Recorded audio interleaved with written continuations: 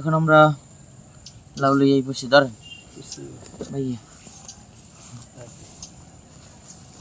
গ্রামের সকালের দৃশ্য আজকের পর্বে আপনাদের জানাই স্বাগতম। আশা করি আপনারা সবাই ভালো আছেন, আমিও ভালো আছি। দেখেন এই যে গ্রামের বক উড়ে যাইতেছে, বক পক্ষী।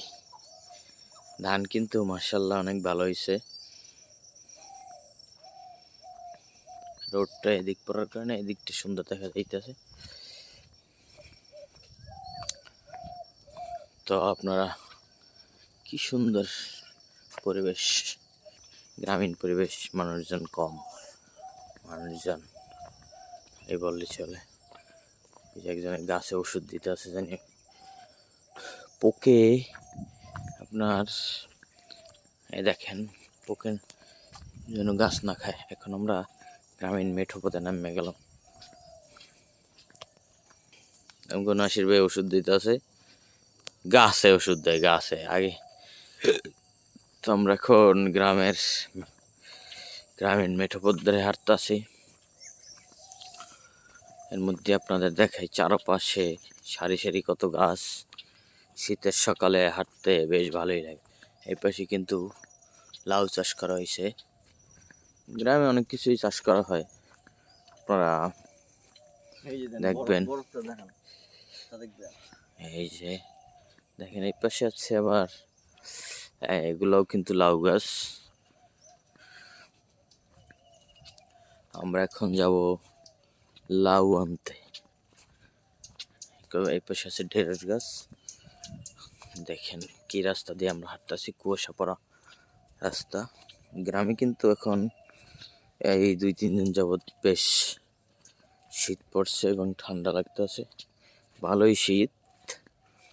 আমরা কিন্তু শীতের জামাকাপড়, গরম জামাকাপড় পরা লাগতেছে। এখন গরম জামাকাপড় পিন্দে আমরা হাঁটতে আসি।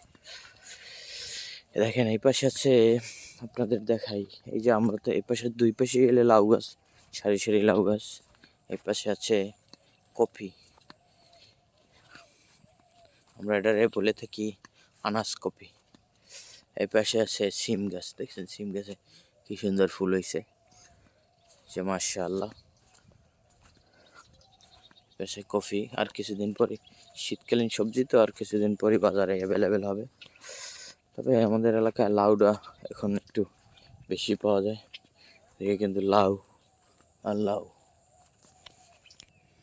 দেখেন এখানে কতগুলো সবজি গাছ। এই সবজি কিন্তু শুকাই গেছে। ওই যে জংলি ফুল দেখছেন, কিন্তু অনেকগুলো জংলি ফুল। তো আমরা আসছি এখন লাউয়ের, যেখানে লাউ চাষ করা। এখানে এই যে বিশাল বড় এলাকা, এখানে লাউ চাষ করা হইতেছে। এই হলো মিষ্টি কুমড়া।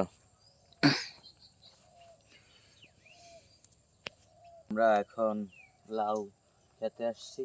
এখানে অনেক কিছুই আছে, সিম আছে, লাউ আছে, মিষ্টি কুমড়া আছে, এই যে ঢেঁড়স গাছ আছে দেখছেন।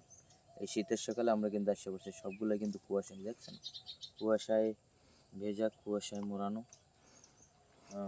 আসলাম এখন লাউটাও কাটবো, দেখি কি কি সবজি নেওয়া যায় এখান থেকে। যাই এই যে লাউ কাটতে যাইতাছি। লাউ না, কদু কদু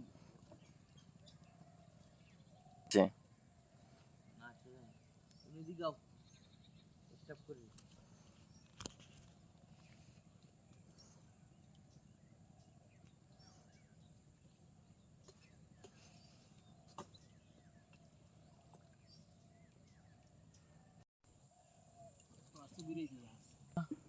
এখন আমরা লাউ লই এই বসে ধরেন ভাইয়া।